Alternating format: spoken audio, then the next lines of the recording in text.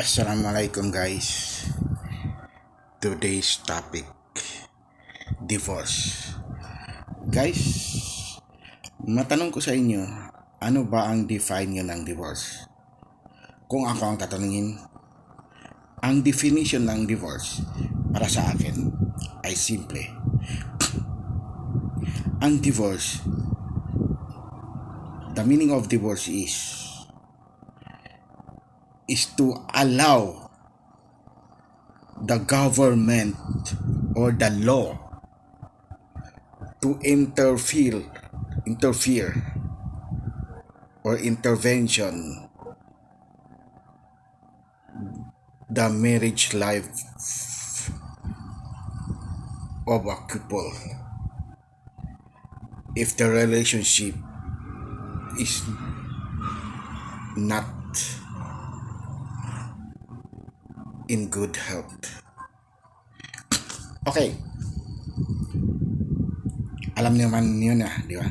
Ito ang controversial ngayon na divorce bill, kung bakit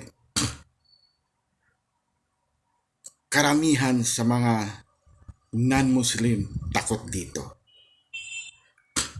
Kasi alam nila yan na sa oras na magiging batas ang divorce bill, automatic na yan, automatic na malaya na ang babae.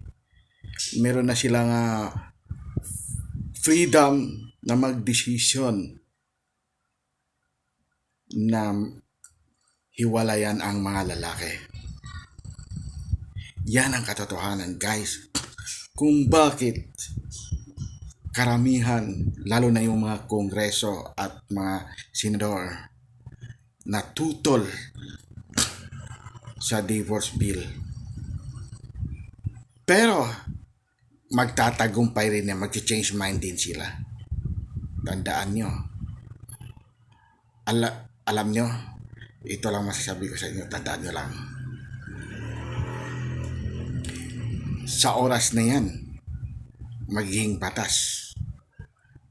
Nako, wala nang kahirap-hirap ang mga babae ngayon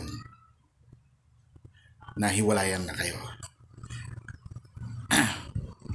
Sa oras na, una, sasaktan nyo. Alam nyo guys, sa Islam guys, kapag ang isang babae ay nakitaan ng dalawa, una, ang dalawang bagay. Una, yung hindi pagsustento ng lalaki sa kanyang misis. Pangalawa ay yung pananaktan ng pisikal. So sa Islam naman, allowed ang divorce. So in short, kung hindi na babalik sa inyo ang inyong babae, whether you like it or not, pwede na siyang mag-file ng divorce. Yan. Kaya guys, kawawa na kayo.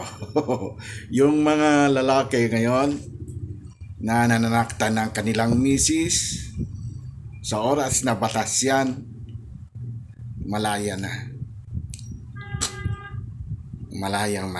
ang mga kababaihan natin ngayon. Kaya ang masasabi ko na lang sa mga kababaihan, lalo na yung mga senador na bumuto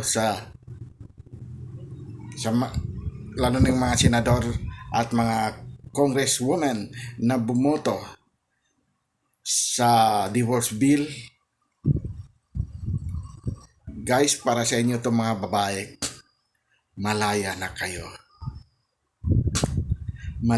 kayo sa pang-aapi ng mga mister niyo. Kumbaga, in short, graduate na kayo. Mag-graduate na kayo, malapit na kayo mag-graduate.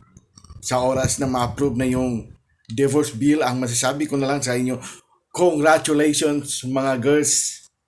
Girls, congratulations. Congratulations. And girls just the wanna have fun. That is the meaning of divorce. Sabi nga ng kanta sabi nga sa kanta, ewan ko kung sino yung nagkanta, girls just the wanna have fun. Yan ang gusto ng mga babae. Ang divorce. Kaya kung ako ang tatanungin nyo, approve na approve sa akin, boto ako dyan. Kahit pa yan magkakaroon ng national election para lang sa divorce bill, boboto ako dyan sa yes divorce bill. Ilalagay ko pa sa damit ko. Magpa-print pa ako ng damit ko. Yes to divorce bill. I am the one who vote for divorce bill. At saka hindi lang ito. Kung nagiging congressman man ako or senator, boboto rin ako dyan sa divorce bill na yan. Kaya ang mensahe ko na lang sa mga kalalakihan na kung sakaling magkaroon ng divorce bill, kakantahin nyo na lang ng ganito. Kakantahin nyo na lang ng ganito, ha? Ito na lang ang makakanta ko ito na lang ang kakantahin ng mga lalaki ngayon. There's nothing to say the day he left you on. She packed a full case out of regret. Yan guys. Sa mga kalalakihan na nananaktan ng mga kababaihan, ito pang mga mensahe ko sa inyo. Paalam na aking mahal.